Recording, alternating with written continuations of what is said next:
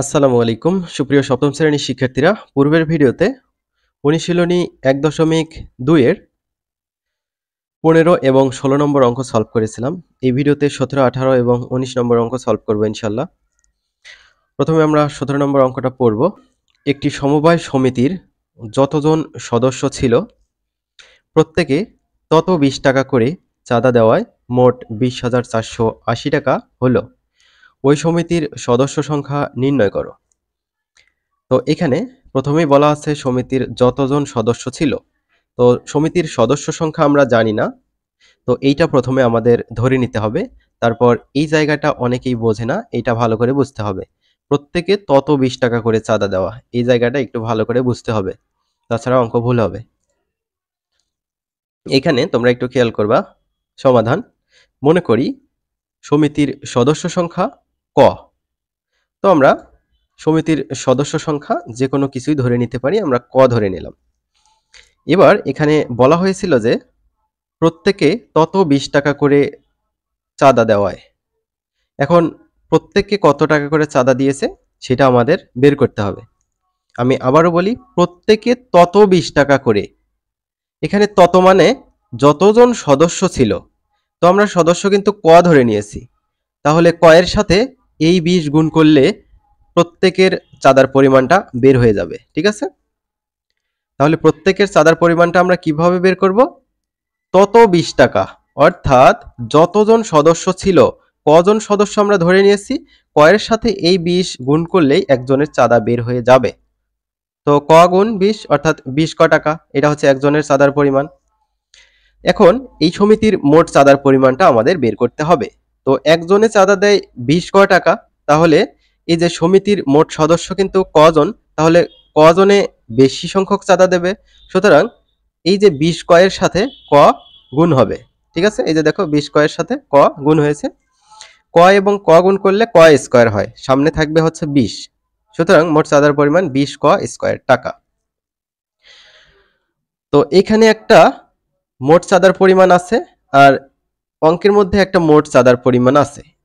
এই দুটো কিন্তু পরস্পরের সমান হবে। ঠিক আছে, তো এই দুটো আমরা সমানের ডান পাশে একটা লিখবো, বাম পাশে একটা লিখবো। প্রশ্ন মতে ২০ ক স্কয়ার সমান ২০,৪৮০ টাকা। ঠিক আছে, তো এখানে সমিতির সদস্য সংখ্যা বের করতে হবে, তাই ২০ ক স্কয়ারের ক স্কয়ার আপাতত আমরা বাম পাশে রাখবো। এই যে বাম পাশে কিন্তু ২০ গুণ অবস্থা আছে, ডান পাশে গেলে ভাগ হবে। কার নিচে ভাগ হবে? এই যে ২০,৪৮০ এর নিচে ভাগ হবে। এই শূন্য যদি কাটি, তারপর ২ দিয়ে যদি এই যে ২০৪৮ কে কাটি, তাহলে পাবো হচ্ছে ১০২৪। তো ক স্কয়ার সমান ১০২৪। তো শুধু আমরা ক এর মান বের করতে চাচ্ছি। তো স্কয়ারটা তুলতে গেলে কি করতে হবে? উভয় পাশে বর্গমূল করতে হবে। তো দেখো উভয় পাশে যদি আমরা বর্গমূল করি কত পাবো? এই যে স্কয়ার আর রুট কেটে যাবে, থাকবে শুধুমাত্র ক। তারপর এই যে বর্গমূল চিহ্নযুক্ত ১০২৪, এটা আমরা এখানে লিখেছি। তো ১০২৪ কে আমরা এভাবে লিখতে পারি ৩২ গুণ ৩২, মানে হচ্ছে ৩২ স্কয়ার।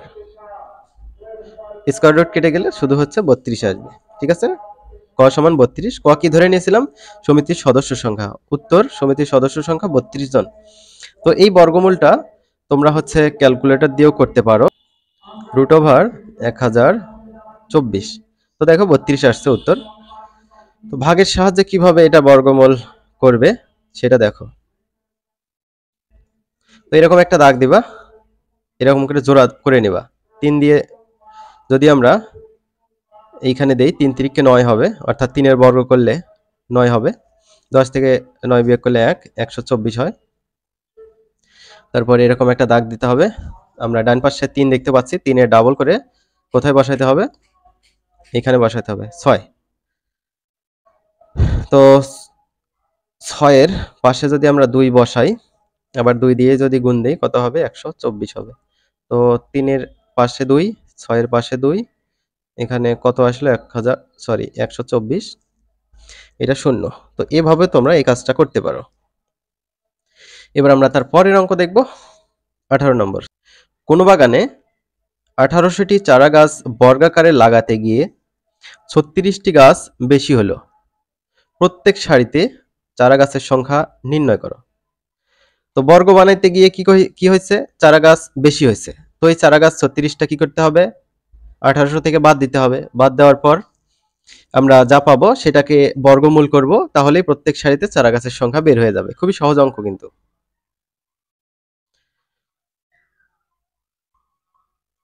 দেখো 13 নম্বর সমাধান। যেহেতু 36টি গাছ বেশি, সুতরাং প্রত্যেক সারিতে চারা গাছের সংখ্যা হবে এই যে 1800 থেকে 36 বিয়োগ 1764 এর বর্গমূলের সমান।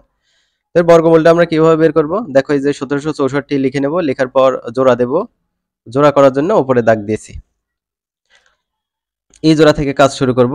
17 আছে, কার উপর বর্গ করলে 17 এর কাছে যায়, 4 এর বর্গ করলে 4 4 কিন্তু 16 হয়।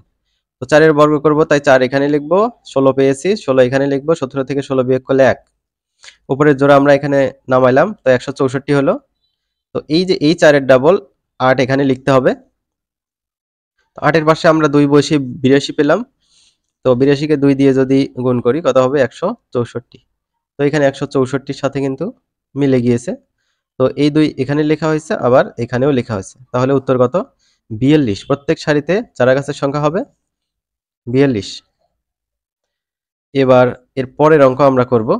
পরের অঙ্কটা আরো সহজ। 19 নম্বর বলছে, কোন ক্ষুদ্রতম পূর্ণবর্গ সংখ্যা 9, 15 এবং 24 দ্বারা বিভাজ্য? ক্ষুদ্রতম কথাটা বলছে, তার মানে লসাগু করতে হবে। ঠিক আছে,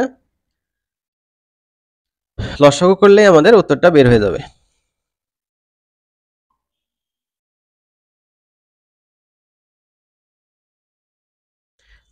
14 নম্বর সমাধান। নির্ণেয় ক্ষুদ্রতম সংখ্যাটি হবে 9, 15 এবং 25 এর লসাগু। তো 9, 15, 25 লিখার পর এই যে এরকম এল এর মতো একটা দাগ দিবা। তো এই যে 9, 15, 25 এদেরকে ভাগ করব আমরা মৌলিক সংখ্যা দিয়ে।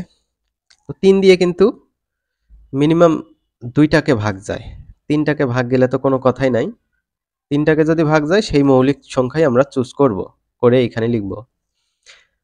তো 3টাকেই ভাগ যায় এমন কোনো সংখ্যা আমরা এখানে দেখতে পাচ্ছি না।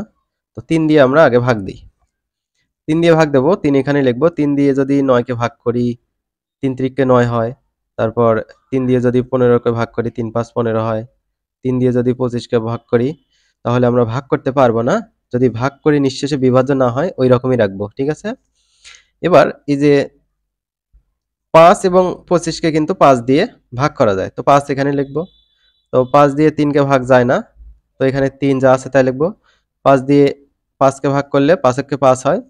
তারপর 5 দিয়ে 25 কে ভাগ করলে 5 5 25 হয়।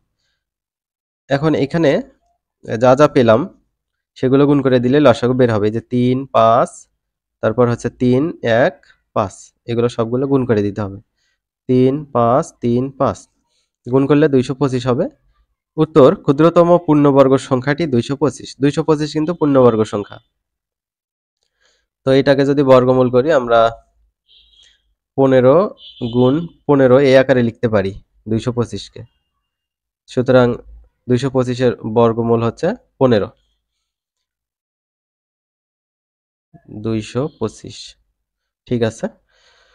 তো এই হচ্ছে উত্তর। আশা করি বুঝে গিয়েছো। আমরা পরবর্তী ভিডিওতে পরবর্তী অঙ্কগুলো আলোচনা করব।